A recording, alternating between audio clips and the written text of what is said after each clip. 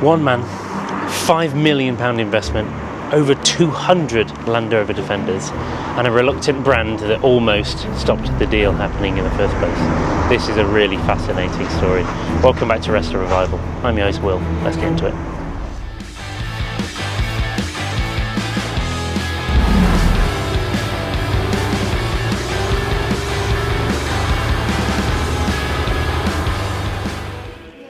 Nine years ago, Land Rover announced the end of the life of the Defender.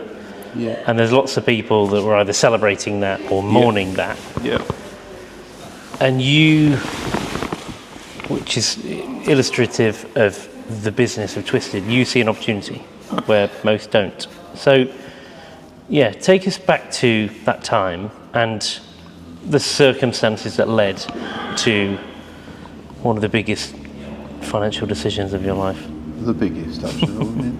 So, what was it?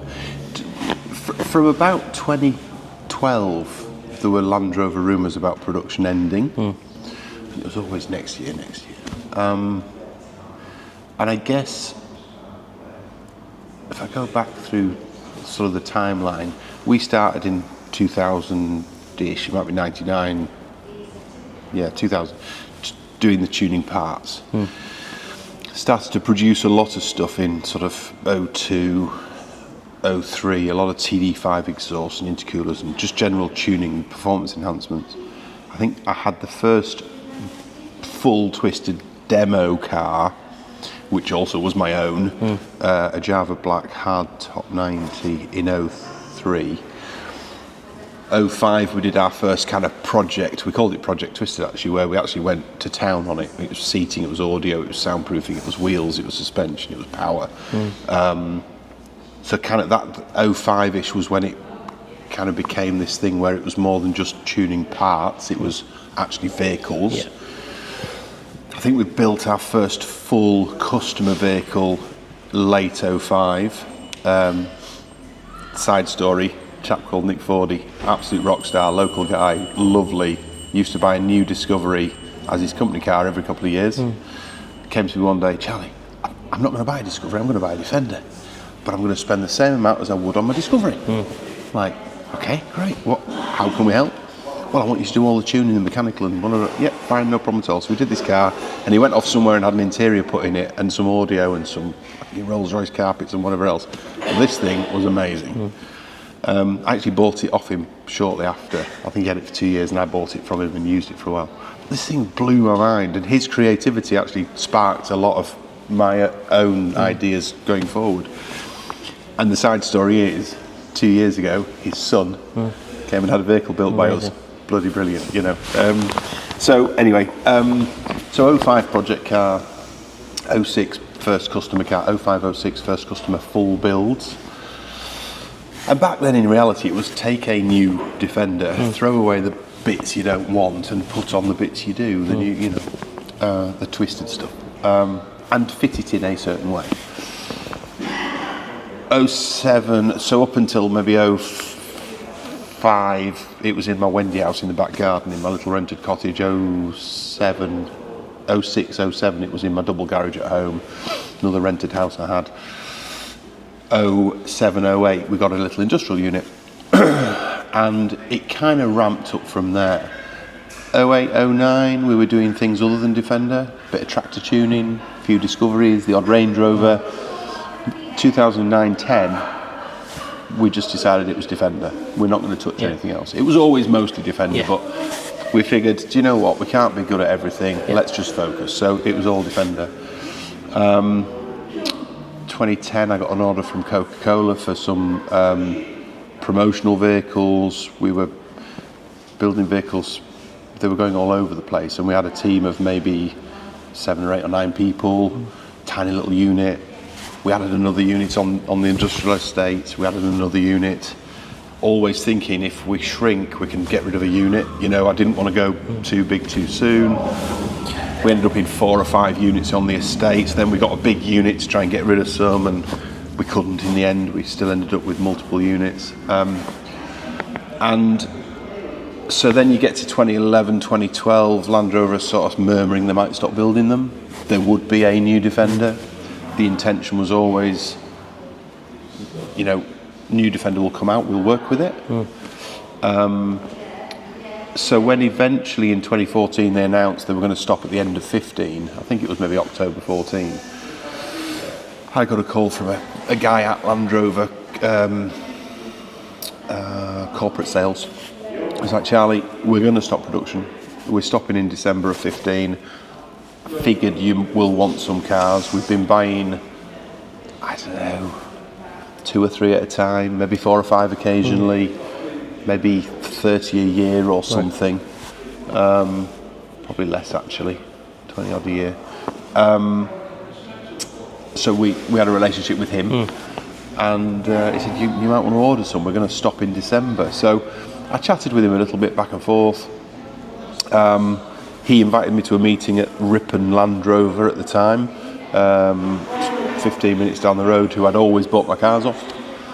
And I remember walking in and it was like, all right, Charlie, now then, you're all right, yeah, you know, just the way we'd always been. And I left there thinking, I kind of need to bridge the gap between old Defender and new Defender, so, you know, we need a certain amount. And we finished up thinking, should we get 60?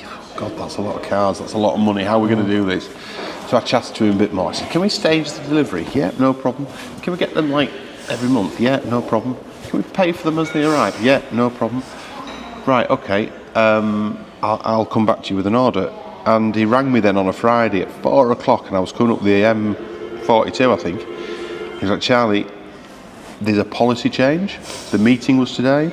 If you don't order them by the end of today, policy will be implemented on Monday. You won't get any cars. I said, what's the policy? We're stopping supplying modifiers. No modifier can buy a new vehicle anymore. I'm like, oh shit, right, what do we do? He said, I need your order. So I think I was with my dad actually.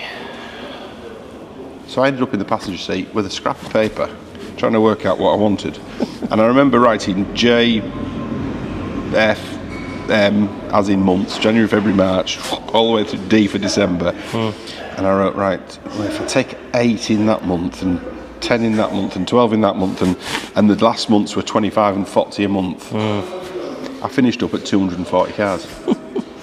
And I didn't know what to order, so I ordered 6090 hardtop, 6090 station wagons, 6110 station wagons, 6110 utes, all XS model, all in current colours. Right. So on my little BlackBerry, I pinged this guy a message, please can I order 240, 60 of each, delivery schedule this.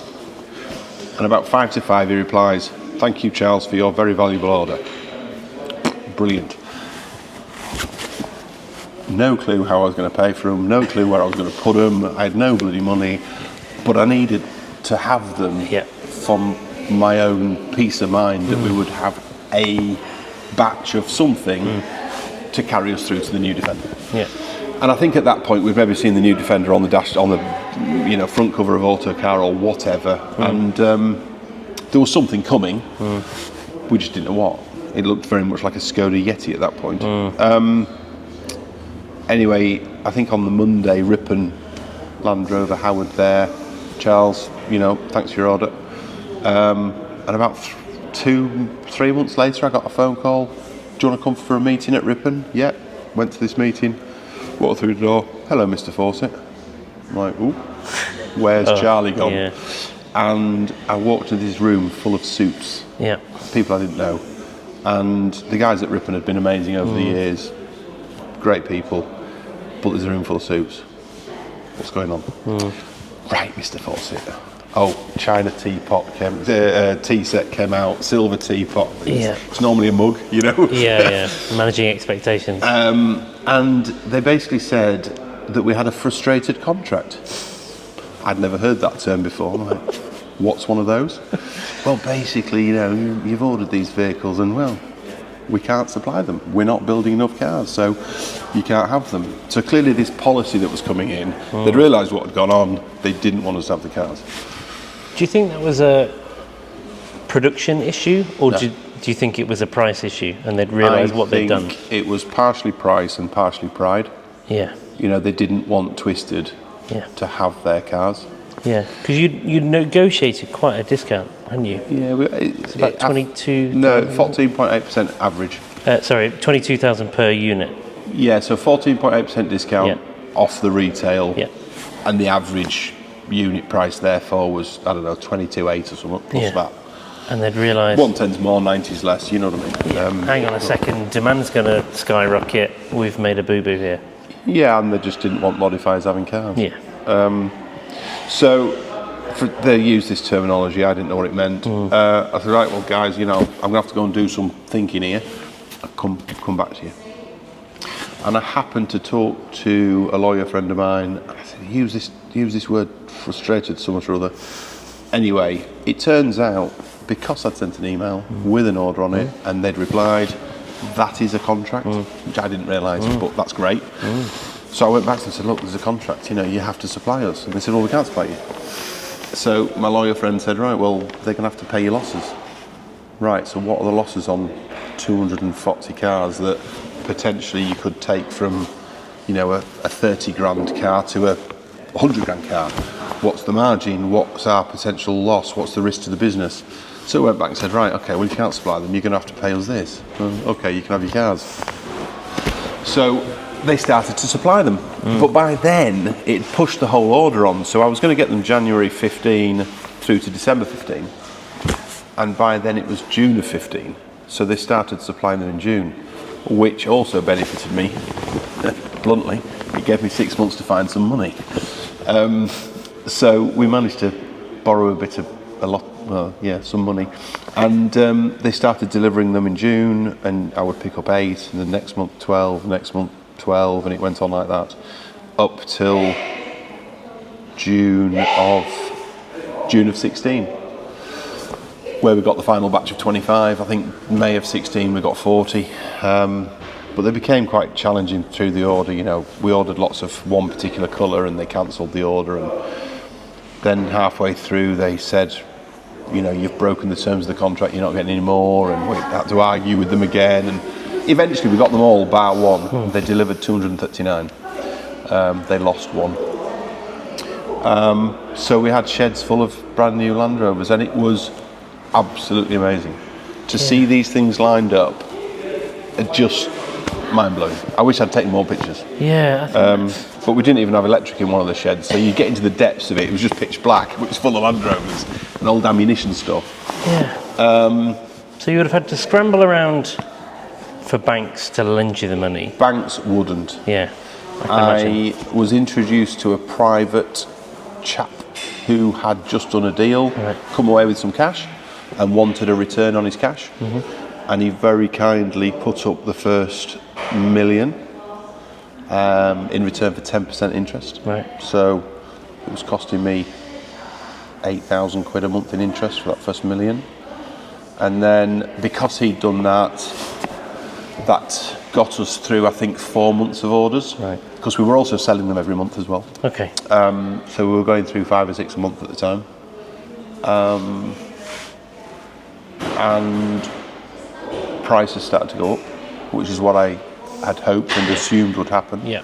So then after that few month period, I was able to approach not a high street bank, but a financial institution that were kind of keen on different stuff. And bearing in mind interest rates at that point were down at 1% or 0.75% or something. We offered them 10% on their money. They put up another 2.7 or something, and then a little bit later put up another chunk to take out the first guy. So we ended up with, I don't know, 4 or 5 million quid borrowed at one point at 10%. A bit of a mountain to climb, but it was awesome. The buzz around the place, it was just phenomenal, you know. And I'd sometimes just go down to the shed and just look at all these cars. It's like, whoa, this is awesome, you know. In the whole scheme of things, it's just a bloke who bought some Land Rovers. And every day of the week, people order more cars than I did, you know. Yeah. But I guess for me, it was sort of the the passion that took me to this position where I was able to do something that I'd never thought I'd be able to, and it was kind of special. Yeah. Very special. Yeah, I think that's what's so fascinating about this. You know, as you say, on the face of it, it's just a man buying a lot of cars. But it's just a person ordering some stock for his business. Every business does it. Yeah. It's normal. But I think it was the fact that they fought us so hard, they didn't want us to do it. You know, every stage there was a challenge, and at any of those points we could have just gone, do you know what, it's fine. Yeah. You know, at one point they told us just to go to other Land Rover dealers and just buy what we could buy. It's like, well, hang on, what? If I was going to do that, I'd have done it 6 months ago. Yeah. You've messed us about, and so I kind of dug my heels in. Yeah. And it went on from there, actually, during I think it was actually the same year that we were arguing over the order. They were taking us to court over the use of the letters L and R. So we ended up in the Court of Appeal with them over the use of the letters L and R. And in fact, through every single court, we went IP Court, High Court, Court of Appeal. It was proven that we'd used the letters L and R before they had. You know, they should be working with us and businesses like ours, and really they should be putting their arms around the industry. But they're just incredibly arrogant and don't see that bigger picture. They want everything Land Rover related to themselves. Yeah. But the reality is they're creating a product that they're selling out into the marketplace for people to do something with. Exactly. And, you know, one of the big benefits of owning a Land Rover product is it can be modified and you can make it very personal. So I feel that they're missing a trick, really. Yeah. And it's arrogance, I think, that is causing them not to step back and go, do you know what? Let's be part of this rather than fight it. Yeah. So anyway, that's my little moan for the day. Yeah. So you also had to scramble around to find space for 239 Defenders. So how does one go about finding a warehouse big enough? Just talking to as many people as possible. And the reality is it would have been very easy to go and get a big warehouse, but you'd be paying 350 grand a year in rent. I had to find sheds that were secure that weren't 350 grand a year. Do you know what I mean? Yeah. So we managed to find a local farmer with an ammo store, and then another local chap with a horse arena that was disused. And I think we had 120 in one and 100 in the other, and you know, we just kept pulling them out and selling them. And sod's law, every time you went to the shed, the one you'd sold was in the back corner, you know.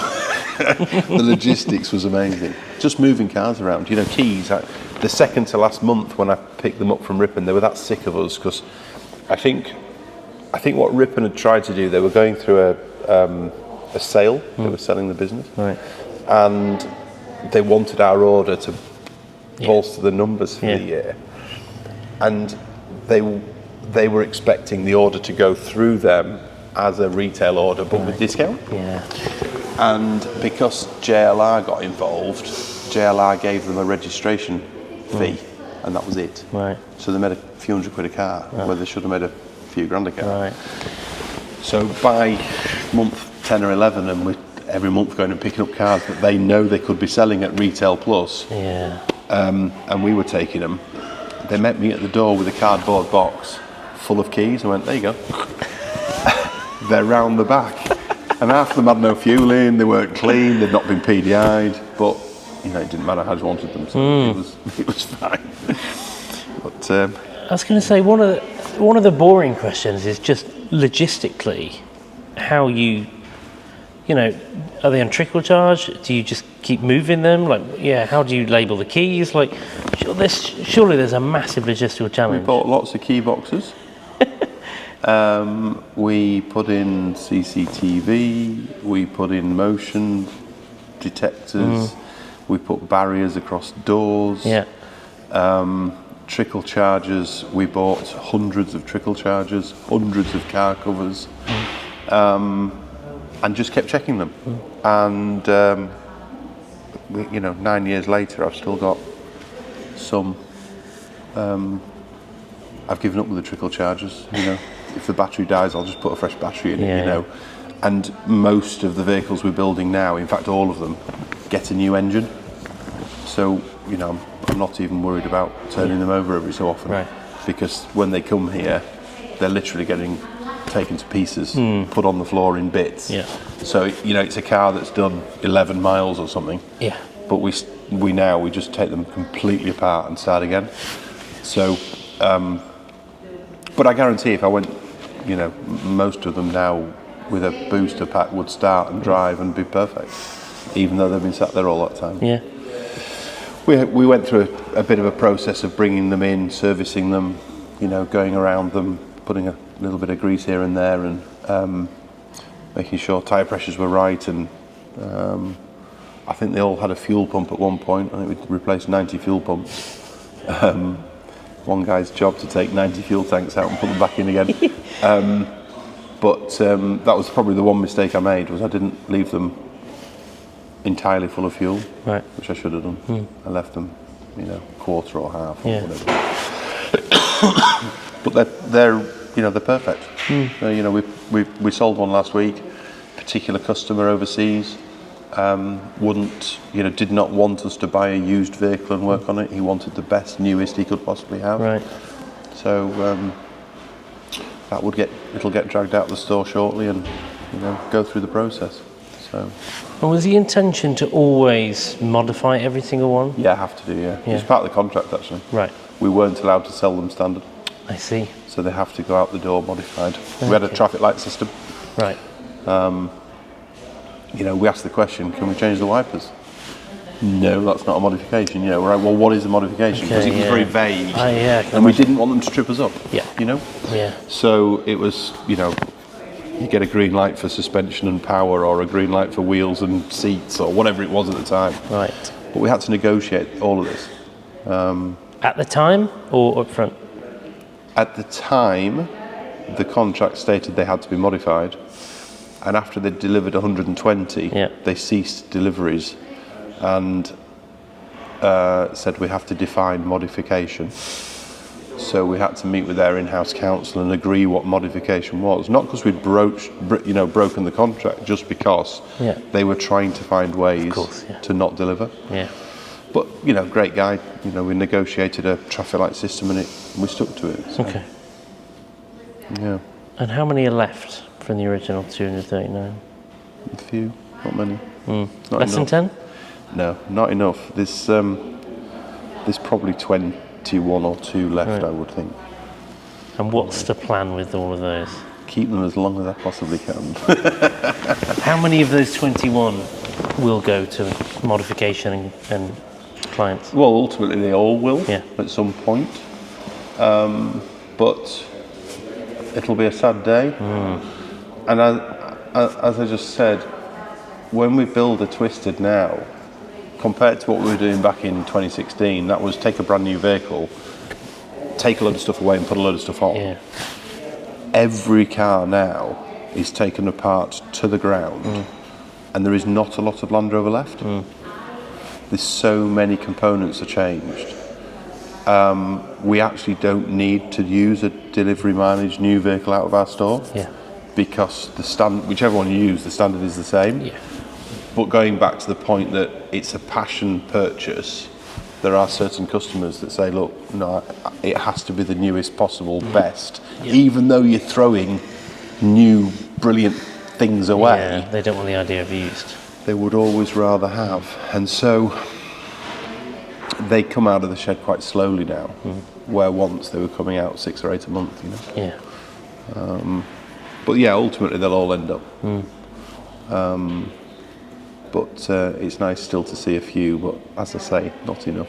If I could have kept them all, I would have done. Yeah. So in terms of the motivation behind buying so many, was it to shore up the business for the next few years? Was it financially motivated? To shore up the business, to try and make a bit of money,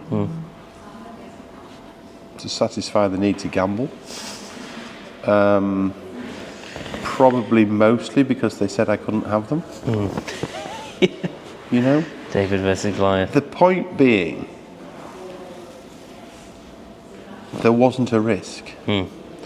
Because if at any point I'd said, you know, if I couldn't get the money, I'd have just said to Ripon, you can have them.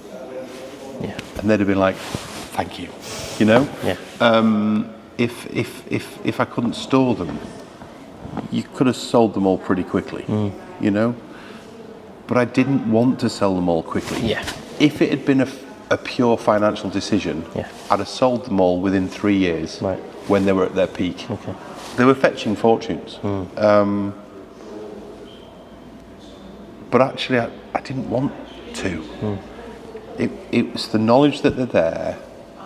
It's the knowledge that when a customer wants the absolute best, we can still supply it, even now.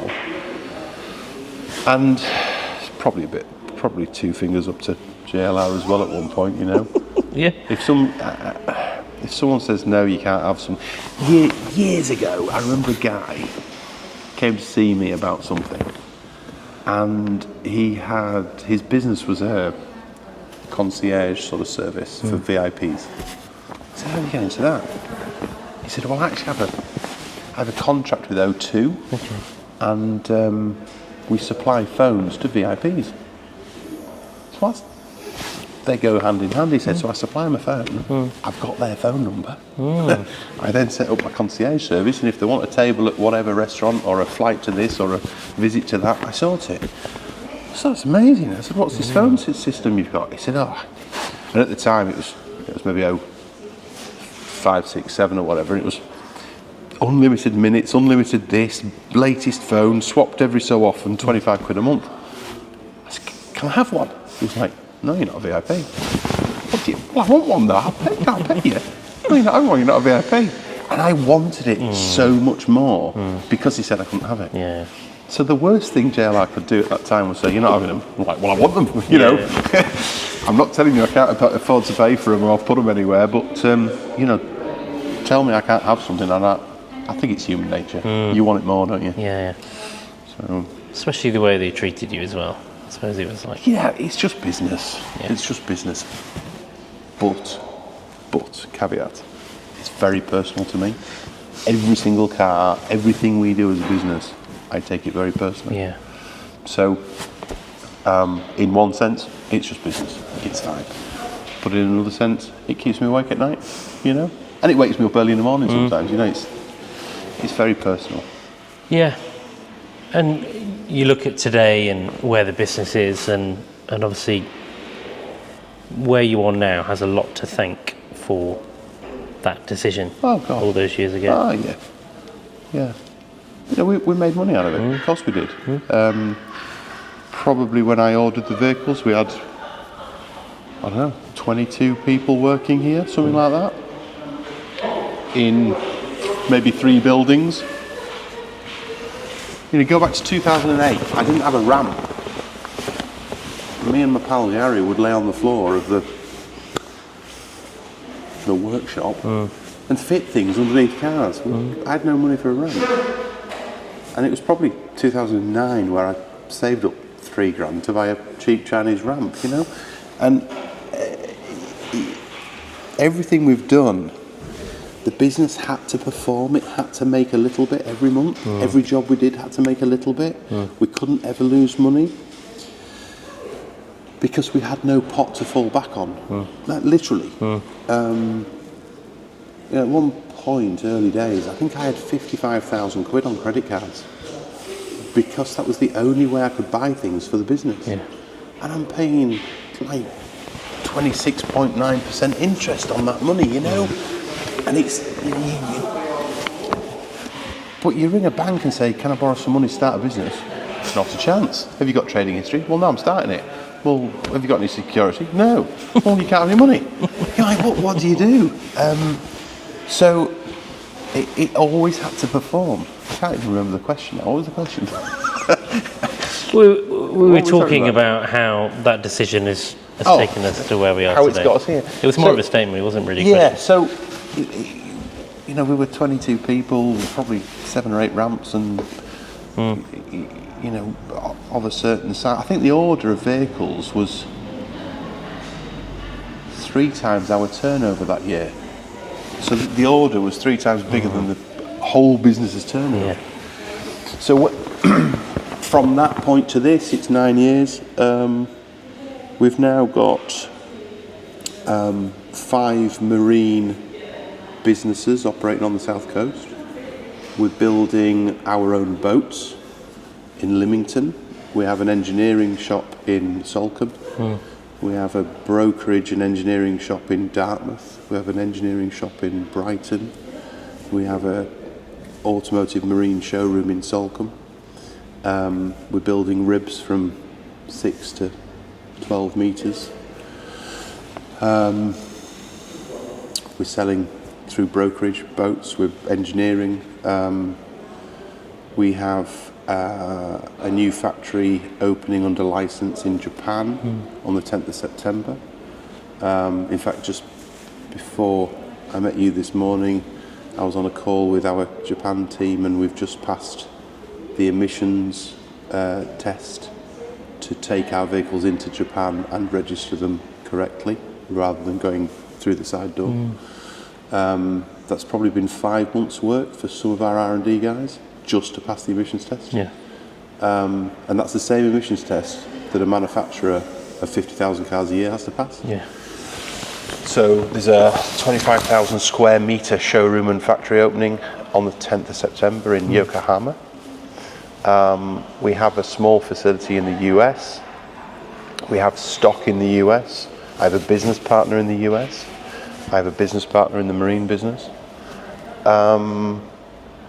It's changed almost completely in that time.